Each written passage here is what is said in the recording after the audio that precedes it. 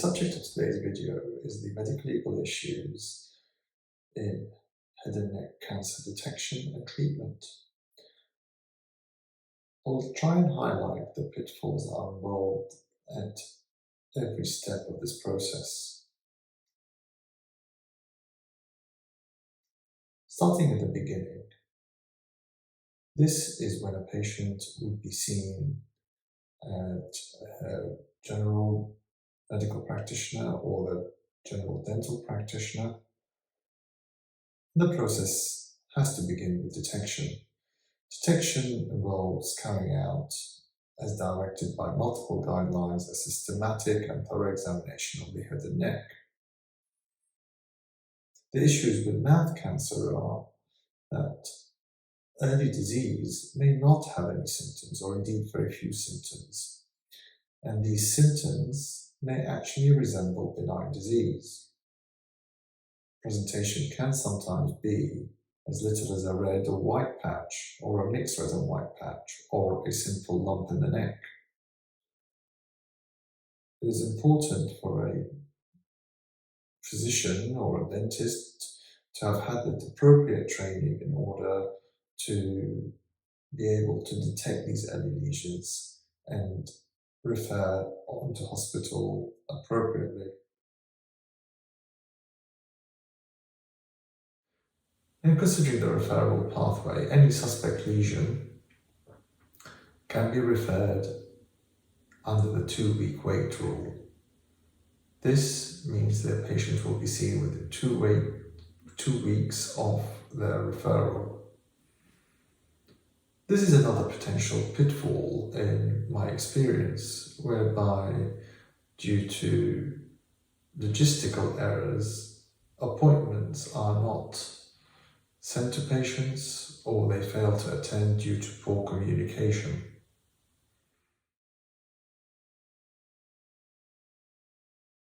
The next set of pitfalls can actually happen in hospital, where a patient is seen, and once again, if the examination is substandard, cancer can be missed.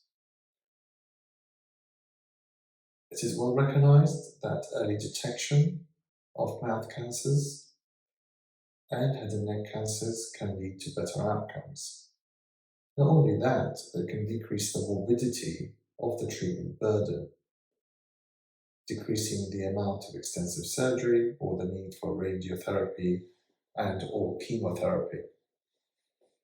Part of the diagnostic circle within the hospital is requesting an appropriate test. This could be sampling of the suspect cancer or requesting an appropriate scan.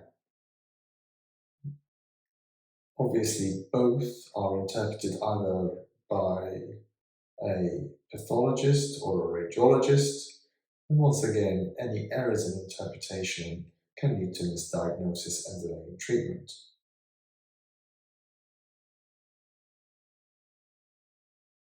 Some mouth cancers or head and neck cancers are treated with surgery.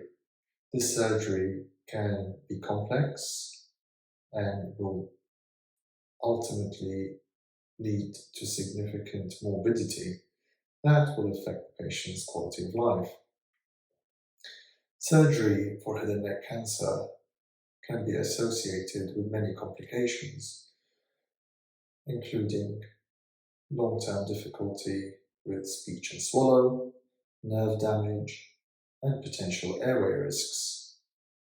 Part of this surgery is sometimes to reconstruct defects that are created to remove the cancer. This requires harvesting tissues from other sites of the body, with their own associated risks and complications.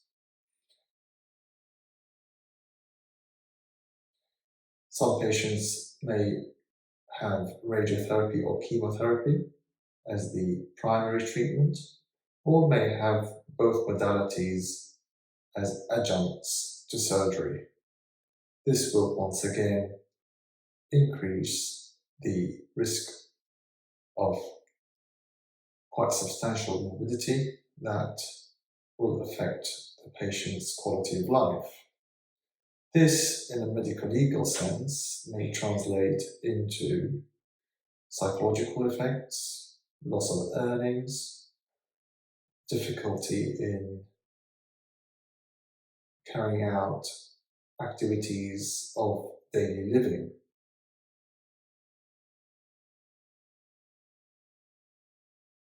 I think it would be useful at this stage if I gave you an example from one of the many cases I deal with in my medical legal practice involving delayed diagnosis. In brief, an elderly patient was seen by the dentist with regards to a red and white patch that affected the gums surrounding the teeth of the lower jaw. Unfortunately, it was felt at the time to be gum disease as opposed to cancer. A referral to hospital was not made in good time. As a result, the cancer progressed, leading to an extensive swelling and a break in the lower jaw.